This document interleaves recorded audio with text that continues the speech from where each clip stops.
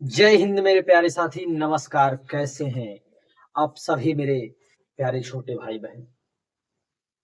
जो भी मेरे भाई इस बार जो है नौ यानी कि मैट्रिक्स की परीक्षा में भी अपना पहला कदम रख चुके हैं, यानी बोर्ड एग्जाम में पहला कदम रख रहे हैं, यानी 9वीं कक्षा में। मेरे भाई एनसीईआरटी आधारित यह सारा का सारा मेरे भाई जो है चैप्टर है, पहला सेल चैप्टर।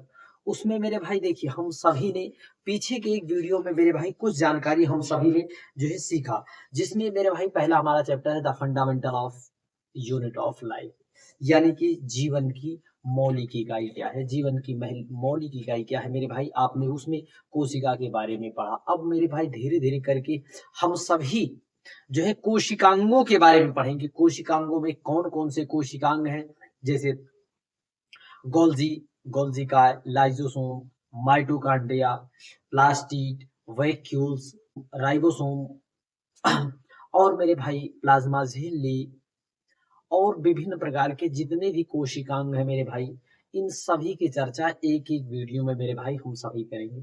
आप सभी मेरे भाई, आप यह जो लिखा हुआ देख रहे हैं मेरे भाई, इससे मेरे भाई हम समझने का प्रयास करेंगे और साथ ही साथ तुरंत मेरे भाई सीखते हुए चीजों को चलेंगे। मेरे भाई कैसे चीजों को मेरे भाई सीखते हुए चलेंगे। चलिए मेरे भाई, सबसे पहले हमारा कोशिकांग का पहला भाग मेरे भाई देखिए, कुछ कोशिकांगों की चर्चा हमने की थी। कोशिकांग के भाग में मेरे भाई पहला हमारा क्या है, प्लाज्मा झिल्ली, दूसरा है केंद्रक, तीसरा है कोशिका द्रव। अब मेरे भाई देखिए, प्लाज्मा झिल्ली, प्लाज्मा झिल्ली को मेरे भाई कोशिका झिल्ली भी कहा जाता है। प्लाज्मा लेमा भी इसे कहा जाता है, प्लाज्लेमा भी इसे कहा जाता है और प्लाज्मा झिल्ली के नाम से भी जाना जाता है मेरे भाई। किसे, प्लाज्मा झिल्ली को मेरे भाई कोशिका झिल्ली या फिर प्लाज्लेमा के नाम से भी इसे जाना जाता है। अब मेरे भाई रही बात प्लाज्मा, यह अर्ध पारगम्य होती है। अर्ध पारगम्य मेरे भाई यानी कि जो है कुछ पदार्थों को अंदर आने देती है। देखिए, कुछ पदार्थों को अंदर आने देती है और कुछ पदार्थों को बाहर जाने देती है मेरे भाई। कुछ ही को मेरे भाई लिमिटेड होते हैं वह पदार्थ, कुछ पदार्थों को आने देती है, कुछ पदार्थों को जाने देती है। सबको मेरे भाई नहीं अलाउ करता। कौन, अर्धपारगम्य झिल्ली। दूसरी कोशिका केंद्रों से अलग रखती है। दूसरी कोशिका का मतलब मेरे भाई जो अन्य कोशिकाएं होती हैं, उनके द्रव को यह बिल्कुल अलग रखती है मेरे भाई। जैसे हम आप मेरे भाई, जैसे यहाँ लिखा है सब चीजें मेरे भाई अलग अलग से, उसी प्रकार से यह भी जो है दूसरी कोशिकाओं के द्रव से यह अलग रखती है, यानी सबको जो है अपने अपने स्थान पर रखती है, यानी अलग करती है। प्लाज्मा झिल्ली के माध्यम से चीजें अपने अपने जो है स्थान पर नियत होते हैं, अपने अपने स्थान पर रहते हैं। किसके माध्यम से मेरे भाई, जो है प्लाज्मा झिल्ली। यह जो है जंतु कोशिका और पादप कोशिका में पाई जाती है। जब हमने कोशिका की चर्चा की थी तो जंतु कोशिका और पादप कोशिका की चर्चा मेरे भाई हमने पीछे के वीडियो में किया है।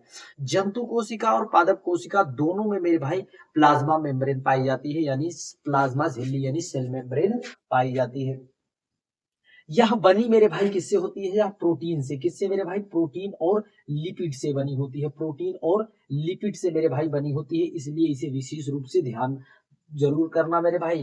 क्योंकि देखिए, ऐसा ऐसा प्रश्न पूछा जाता है बार बार परीक्षाओं में PYQ के रूप में, यानी कि जो है प्रीवियस ईयर में MCQ के बेस पर यह क्वेश्चन मेरे भाई पूछ लिया जाता है कि प्लाज्मा झिल्ली किस प्लाज्मा झिल्ली किससे बनी होती है। यह लचीला होता है। कैसा होता है, लचीला मेरे भाई, यानी फ्लेक्सिबल होता है, चीजों को मोड़ देता है, मुड़ने में घूमने में मेरे भाई यह मदद करता है। कौन करता है, कौन, प्लाज्मा झिल्ली। यह और इसका मेरे भाई जो है अणुओं का आदान प्रदान करता है। अणुओं का आदान प्रदान मेरे भाई किसके द्वारा होता है, पराशरण पराशरण पराशरण व विसरण के माध्यम से,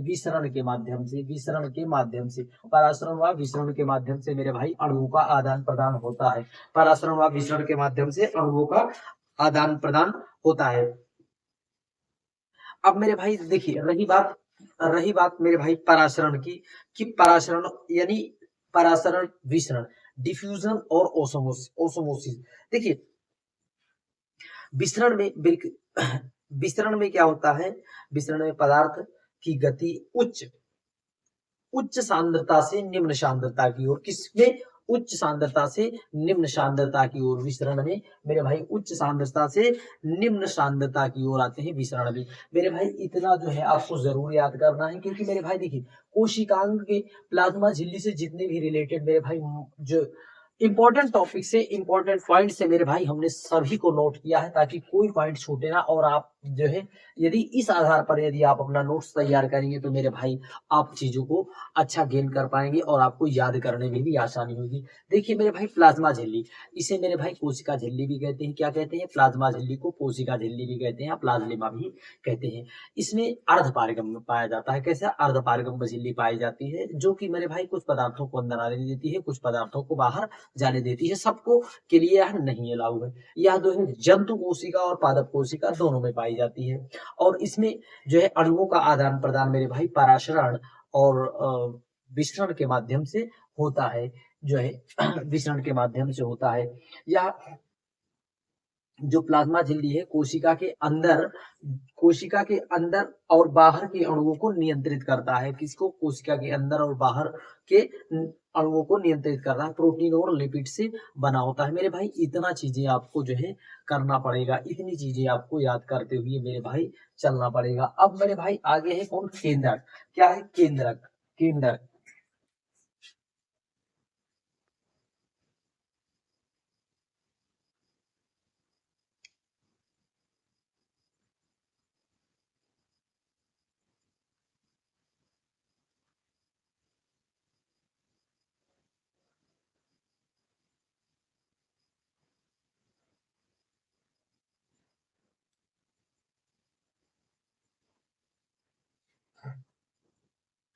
क्या है मेरे भाई? अगला केंद्रक। आइए केंद्रक न्यूक्लियस, यानी न्यूक्लियस। न्यूक्लियस की खोज मेरे भाई 1831 में रॉबर्ट ब्राउन नामक एक वैज्ञानिक थे। उन्होंने जो है केंद्रक की खोज की थी। इसे कोशिका का मास्टर भी कहा जाता है। क्या मेरे भाई? कोशिका का मास्टर भी कहा जाता है। देखिए कोशिकाओं की सभी क्रियाओं पर मेरे भाई यह नियंत्रण करता है, यानी मेरे भाई जो है मास्टर के रूप में कार्य करता है। देख कोशिका के सभी क्रियाओं का नियंत्रण करता है। क्या करता है भाई? कोशिका की सभी क्रियाओं का यह नियंत्रण कर देता है मेरे भाई। कौन? न्यूक्लियस, जिसकी खोज 1831 में रॉबर्ट ब्राउन जी ने की थी। किसने? रॉबर्ट ब्राउन जी ने की थी मेरे भाई। देखिए कोशिका का इसे हेड क्वार्टर भी कहा जाता है। कोशिका का क्या कहा जाता है? Head quarter. कोशिका का हेड क्वार्टर, जब भी प्रश्न पूछे कोशिका का हेड क्वार्टर किसे कहा जाता है? न्यूक्लियस को। आप मेरे भाई तुरंत ऑप्शन को टिक कर देना, टिक कर देना। देखिए द्विस्तरीय झिल्ली को केंद्रक झिल्ली, द्विस्तरीय झिल्ली को केंद्रक झिल्ली कहा जाता है। द्विस्तरीय झिल्ली को केंद्रक झिल्ली कहा जाता है। यह केंद्रकाय व क्रोमेटिन रेशे से बनी होती है, क्रोमेटिन फाइबर से बनी होती है। और जो क्रोमेटिन रेशे डीएनए व प्रोटीन से बने होते हैं। जो क्रोमेटिन रेशा होता है मेरे भाई, जो क्रोमेटिन रेशा होता है या डीएनए व प्रोटीन से बने होते हैं। अब रही बात डीएनए की, deoxyribose nucleic acid, deoxyribose nucleic acid, deoxyribose nucleic acid, या इसमें मेरे भाई सभी उपापचय क्रियाओं का नियंत्रण होता है। किसका मेरे भाई? कौन सी क्रिया का? उपापचय। उपापचय क्रियाओं का नियंत्रण होता है। और यह अनुवांशिकी सूचना को एक पीढ़ी से दूसरी पीढ़ी में पहुंचा देता है। जैसे मेरे भाई कोई अनुवांशिकी सूचना है मेरे भाई, एक पीढ़ी से दूसरी पीढ़ी में ट्रांसफर कर देता है। कौन करता है मेरे भाई? यह सारा कार्य किसका होता है? न्यूक्लियस का। देखिए 1821 में रॉबर्ट ब्राउन ने जो है केंद्रक की खोज की थी। और कोशिका की सभी क्रियाओं का यह नियंत्रण करता है। इसे कोशिका का हेडक्वार्टर कहा जाता है। और मेरे भाई यह क्रोमेटिन रेशे से बने प्रोटीन से बना होता है। क्रोमेटिन केंद्रकाय व क्रोमेटिन रेशे से बना होता है। यह सभी उपापचय क्रियाओं का नियंत्रण करता है और आनुवांशिक सूचना को एक पीढ़ी से दूसरी पीढ़ी तक यह पहुंचा देता है। अब अगला मेरे भाई है कोशिका द्रव। कोशिका द्रव जिसे साइटोप्लाज्म कहा जाता है। क्या कहा जाता है? अगला मेरे भाई है क्या? कोशिका द्रव। कोशिका द्रव जिसे साइटोप्लाज्म कहा जाता है, यह सभी कोशिकांगों में पाया जाता है।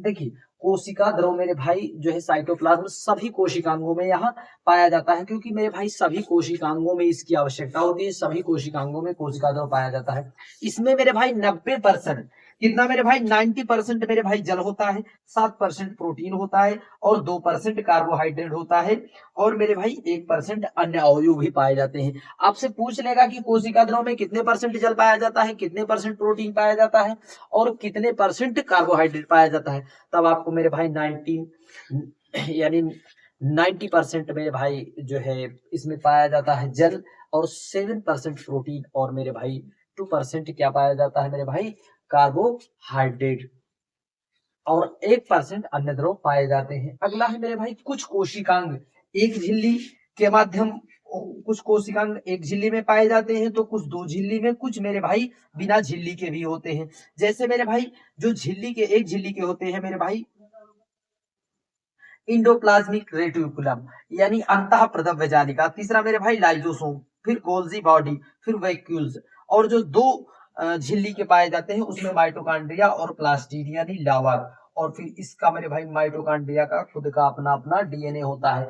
इतने प्रश्नों को मेरे भाई इतना चीज मेरे भाई यदि आपको क्लियर है, देखिए कोशिकांग यह सभी द्रव में पाया जाता है, सभी कोशिकांग में मेरे भाई क्या सभी कोशिकांगों में यह पाया जाता है। इसमें 90% जल होता है, 7% प्रोटीन होता है और 2% जो है इसमें कार्बोहाइड्रेट होता है। कुछ कोशिकांग एक झिल्ली से, कुछ कोशिकांग दो झिल्ली से, कुछ कोशिकांग बिना झिल्ली के ही मौजूद होते हैं। इसमें से जो है इंडोप्लाज्मिक रेटिकुलम अंतः प्रदव्य जालिका लाइजोसोम और मेरे भाई जो गोल्जी का है, गोल्जी अपरटेंस मेरे भाई और वैक्यूल्स यह सब एक झिल्ली के होते हैं। माइटोकॉन्ड्रिया और वैक्यूल्स डबल झिल्ली के होते हैं मेरे भाई। इतना आपको मेरे भाई चीजें क्लियर करते हुए निकल चलना है। चलिए मेरे भाई अब ये मेरे भाई अगला पढ़ते हैं कोशिका भित्ति यानी सेल वाल। सेल वाल मेरे भाई यह जो है सेल वाल किस किस में पाया जाता है, देखिए सेल वाल यानी कोशिका भित्ति में नहीं पाया जाता, किसमें जंतु कोशिका में मेरे भाई नहीं पाया जाता। यह जो है पादप कोशिका में पाया जाता है, पौधों को कठोर और मजबूत बनाने के लिए किसमें मेरे भाई पादप कोशिका में यहाँ पाया जाता है, किसमें पादप कोशिका में पाया जाता है। और यह सेलुलोज से बनी होती है, किससे मेरे भाई सेलुलोज की बनी होती है, किसमें सेलुलोज की। और मेरे भाई कवकों में मेरे भाई काइटिन की बनी होती है, कवक में काइटिन नामक रसायन से बनी होती है। कवकों में मेरे भाई किससे बनी होती है, काइटिन नामक रसायन से बनी होती है। और मेरे भाई देखिए यह जो है कोशिका की संरचना को मजबूत बनाता है, क्या करता है मेरे भाई उसे मजबूत और कठोर बनाता है। यह जो है अर्धपारगम में होता है, मरम्मत व पुनर्जनन करता है मेरे भाई, मरम्मत कर देता है और मेरे भाई पुनर्जनन के लिए भी यह उपयोगी होता है। क्या मेरे भाई देखिए पादप कोशिका भित्ति यह पादपों में पाया जाता है, जंतु कोशिका में नहीं पाया जाता है। यह सेलुलोज से बनी होती है, किसी सेलुलोज से बनी होती है। कवक में काइटिन नामक रसायन से यह बनी होती है, पौधों को मजबूत एवं कठोर बनाती है। अर्धपारगम में होती है, मरम्मत व पुनर्जनन के लिए उपयोगी है। अगला है मेरे भाई इंडोप्लाज्मिक रेटिकुलम यानी अंतः प्रदव्य जालिका। क्या मेरे भाई अंतः प्रदव्य जालिका इंडोप्लाज्मिक रेटिकुलम, अंतः द्रव्य जालिका मेरे भाई इंडोप्लाज्मिक रेटिकुलम। इसमें मेरे भाई देखिए अंतः प्रदव्य जालिका जो होती है इसकी खोज एक पोर्टर नामक यानी गार्नियर पोर्टर जिन्हें किसी कहीं कहीं क्लॉडे भी आता है, कहीं कहीं मेरे भाई क्लॉडे भी पूछा जाता है। यह जो है वसा और प्रोटीन का संश्लेषण करता है, क्या करता है मेरे भाई वसा और प्रोटीन का संश्लेषण करता है। यह मेरे भाई केवल बिहार बोर्ड में नहीं मेरे भाई अपितु हर एक परीक्षाओं के लिए उपयोगी महत्वपूर्ण बिंदु है मेरे भाई। इसको हर एक परीक्षा ऑल एग्जाम के टारगेट पर मेरे भाई आप इसे जो है टॉनिक बूस्टर के तौर पर आप मेरे भाई इसे ले सकते हैं मेरे भाई। यह कोई जरूरी नहीं मेरे भाई कि यह विशेष रूप से एक ही परीक्षा का हो मेरे भाई।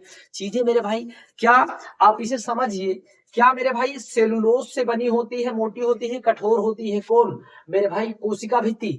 क्या मेरे भाई यह रेलवे की परीक्षा में पूछा जाएगा तो क्या यहाँ पर कोई दूसरा लिखा रहेगा या फिर जो है एसएससी में पूछा जाएगा सेल्यूलोज की जगह मेरे भाई क्या स्टार्च लिखा जाएगा ना मेरे भाई, चीजें वही रहेंगी हर परीक्षा में पूछी जा रही हैं। तो अगला मेरे भाई पढ़ते जो खोज, इसकी खोज मेरे भाई इंडोप्लाज्मिक रेटिकुलम की खोज मेरे भाई पोर्टर गार्नियर पोर्टर ने की थी, और कहीं कहीं क्लाडे भी आ जाता है।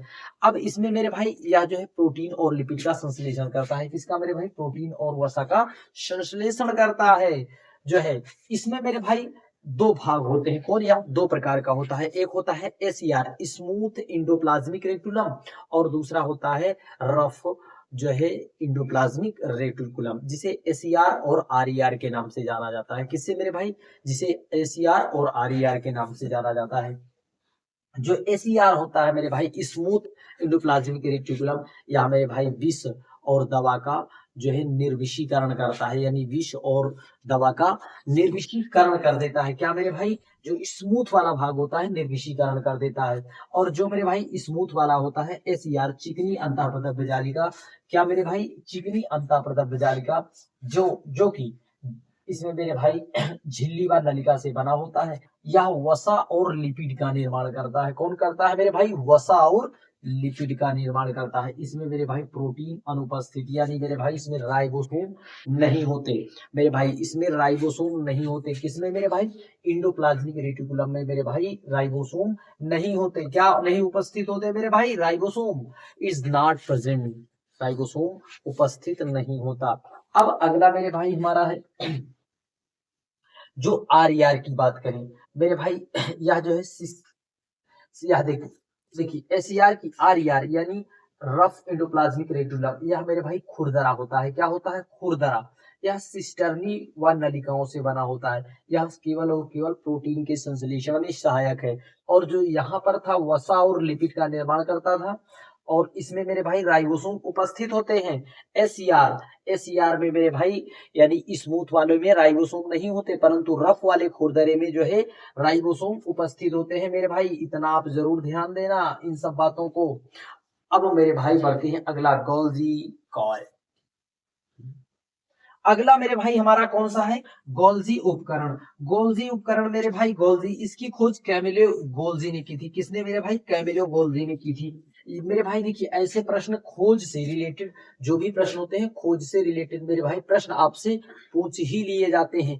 खोज से रिलेटेड मेरे भाई प्रश्न परीक्षाओं में बार बार पूछे गए हैं। खोज से रिलेटेड प्रश्न जब भी पूछे जाए तब मेरे भाई आपको जरूर ध्यान रखना है। फिर उसके बाद मेरे भाई यह जो है प्रोकैरियोटिक स्तनधारियों में आरबीसी अनुपस्थित होता है। यह प्रोकैरियोटिक स्तनधारी और आरबीसी इसमें अनुपस्थित होता है मेरे भाई। क्या अनुपस्थित होता है? और यह लिपिड बनाने में सहायक होते हैं। कौन सा? लिपिड के बनाने में मेरे भाई यह सहायक होते हैं। यह लाइसोसोम के निर्माण में, देखिए लाइसोसोम के निर्माण में भी जो है देखिए यह लाइसोसोम के निर्माण में मेरे भाई सहायक है। साथ ही साथ भित्ति व झिल्ली बनाने में भी मदद करता है, यानी कोशिका भित्ति और कोशिका झिल्ली बनाने में मदद करता है। कौन मेरे भाई? गोल्जी उपकरण। और यह लाइसोसोम का भी निर्माण करता है। लाइसोसोम बोले तो आत्महत्या आत्मघाती थैली या फिर आत्महत्या की थैली। अगला मेरे भाई हमारा है लाइसोसोम। लाइसोसोम की खोज मेरे भाई डी डूबे ने की थी। किसने? डी डूबे ने की थी लाइसोसोम। इसे मेरे भाई जो है आत्महत्या की थैली कहा जाता है। इसमें मेरे भाई लाइसोसोम मेरे भाई आत्महत्या, इसका मतलब ये होता है पाचन। किसी भी जो है मेरे भाई किसका पाचन करता है मेरे भाई? यह प्रोटीन वसा का पाचन करके हमें ऊर्जा प्रदान करता है। प्रोटीन वसा का पाचन करके मेरे भाई, प्रोटीन और वसा का पाचन करके हमें ऊर्जा दे देता है। इसकी खोज मेरे भाई 1955 में जो है डी डूबे ने की थी। किसने मेरे भाई? डी डूबे ने 1955 में इसकी खोज की थी। इसे आत्मघाती थैली या फिर आत्महत्या की थैली इसे कहा जाता है। और इसमें हाइड्रोलाइटिक एंजाइम भरा होता है। हाइड्रोलाइटिक एंजाइम भरा होता है जब मेरे भाई कोई कोशिकांग काम नहीं करता या फिर कुछ समस्या होती है, तब मेरे भाई यह जो है उस पर हाइड्रोलाइटिक एंजाइम मेरे भाई डाल देता है और उसका पाचन कर देता है। उसका मेरे भाई पाचन कर देता है। यह जो है जंतु कोशिका में पाया जाता है। किसमें मेरे भाई? जंतु कोशिका में पाया जाता है, ना कि पादप कोशिका में। पादप कोशिका में यह नहीं पाया जाता। देखिए यह जंतु कोशिका में पाया जाता है। प्रोटीन, क्या मेरे भाई? जंतु कोशिका में पाया जाता है। प्रोटीन वसा का पाचन करता है। हाइड्रोलाइटिक एंजाइम भरा होता है। इसकी खोज डी डूबे ने की थी 1955 में मेरे भाई। या आत्महत्या की थैली या फिर आत्मघाती थैली के नाम से इसे जाना जाता है मेरे भाई। इतनी चीजें आपको मेरे भाई जरूर क्लियर हो। और गोल्जी का वा जो है इंडोप्लाज्मिक में निर्माण होता है। क्या मेरे भाई?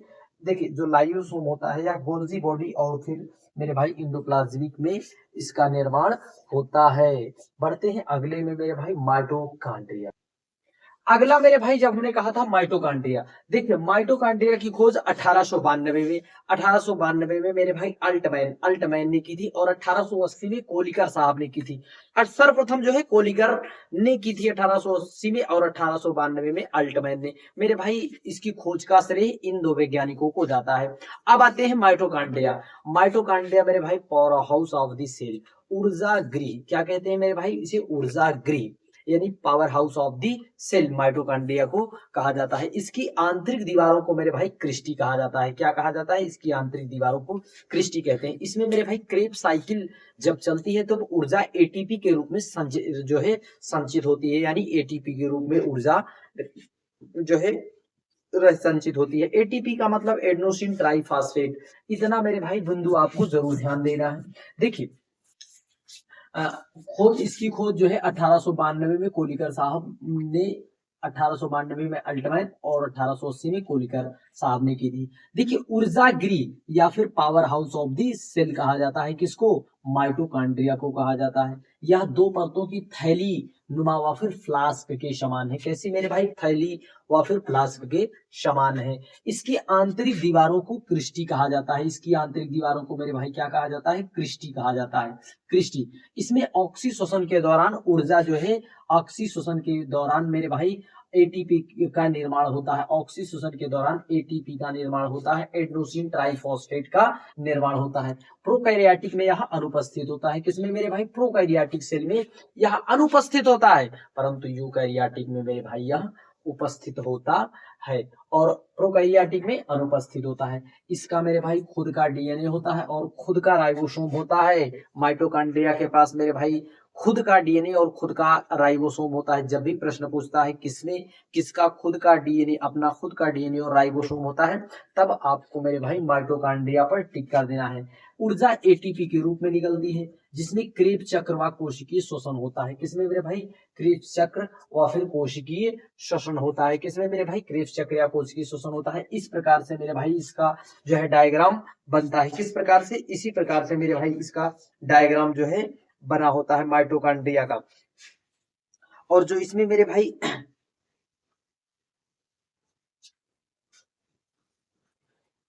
इसमें जो मेरे भाई छोटे छोटे इस प्रकार से कण होते हैं या होते हैं क्या, डीएनए। क्या होते हैं मेरे भाई, डीएनए। और जो इस प्रकार से मेरे भाई डॉटेड लाइन में होते हैं, यही मेरे भाई क्या है, राइबोसोम। कौन है मेरे भाई, राइबोसोम। यही राइबोसोम है मेरे भाई। इस प्रकार से हमें इतना जरूर ध्यान देना है।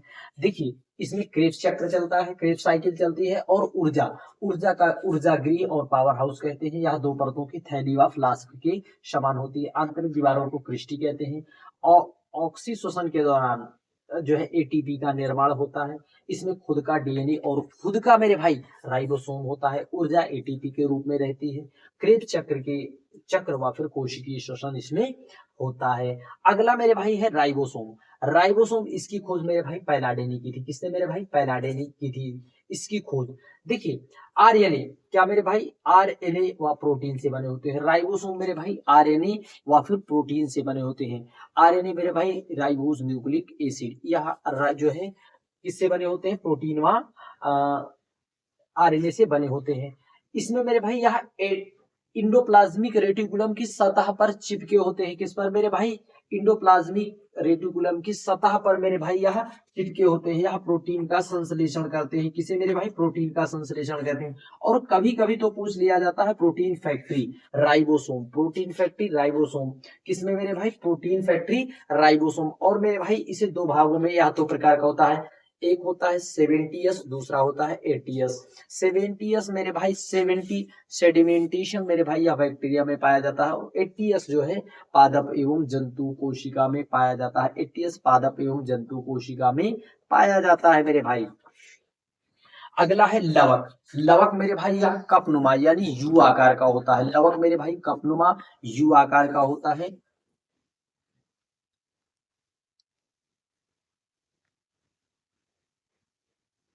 लवक, लवक मेरे भाई कपनुमा यू आकार का होता है, इसमें खुद का डीएनए और राइबोसोम होता है। इसके पास भी मेरे भाई खुद का डीएनए व राइबोसोम होता है, खुद का मेरे भाई डीएनए और राइबोसोम होता है। किसमें मेरे भाई? खुद का डीएनए और राइबोसोम मेरे भाई इसका खुद का होता है। यह केवल पादप मेरे भाई, यह केवल पादप कोशिका में पाया जाता है। किसमें मेरे भाई? यह केवल पादप कोशिका में पाया जाता है मेरे भाई। देखिए, यह जंतु कोशिका में नहीं पाया जाता, यह केवल पादप कोशिका में पाया जाता है। यह 3 प्रकार का होता है मेरे भाई, वर्णी लवक, अवर्णी लवक और मेरे भाई हरित लवक। हरित लवक मेरे भाई यह जो है पौधों को हरा रंग प्रदान करता है, और जो वर्णी लवक होते हैं मेरे भाई, यह जो है वर्णी लवक, वर्णी लवक जो होता है मेरे भाई, यह जो है क्लोरोप्लास्ट, यह फल व फूल को रंग प्रदान करता है। कौन? अवर्णी लवक, इसे क्रोमोप्लास्ट कहते हैं। और जो अवर्णी लवक होता है, यह मेरे भाई रंगहीन, जैसा नाम वैसा गुण, जो है अवर्णी लवक ल्यूकोप्लास्ट, यह वसा और प्रोटीन का से बना होता है मेरे भाई, वसा और प्रोटीन के रूप में जो है भोजन जो है संग्रह करता है। भोजन संग्रह मेरे भाई जड़ और तनों में करता है। हरित लवक, इसमें मेरे भाई क्लोरोफिल की मात्रा होती है। यह क्लोरोफिल हरा रंग का होता है, कार्बोहाइड्रेट का यह जो है संश्लेषण करता है, यू आकार का मेरे भाई होता है। किस आकार का? यू आकार का होता है। यह रहा मेरे भाई हम सभी ने जो चीजें सीखा मेरे भाई। अगर नेक्स्ट पार्ट मेरे भाई, नेक्स्ट पार्ट का आप इंतजार करिए, आप कमेंट में मेरे भाई जब बताएंगे तब मेरे भाई अगला पार्ट आएगा। और मेरे भाई इसी प्रकार से बेहतरीन नोट्स मेरे भाई आप इसे छाप लीजिए मेरे भाई। यदि मेरे भाई आप जो है किसी भी परीक्षा को आप देकर देखिए मेरे भाई, जो यदि जिसमें साइंस आती है प्रश्न जरूर फोड़ कर आओगे। जय हिंद, नमस्कार। जय हिंद, नमस्कार मेरे भाई।